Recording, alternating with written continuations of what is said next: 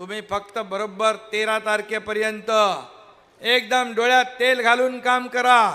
तुम्हाला पुढची 5 वर्ष सदाशिव लोखंडेकडून एकही शिकायत का मौका आपको नहीं मिलेगा, एकही तक्रार करायला संधी मिळणार नाही, हा शब्द मी देतो।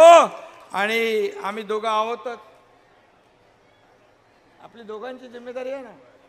आणि म्हणून आपण सगळेजण आज मोदीजींचं काम, या देशाचे प्रधानमंत्री मोदीजींना पुन्हा प्रधानमंत्री बनवण्यासाठी एक एक खासदार निवडून पाठवणं गरजेचं आहे।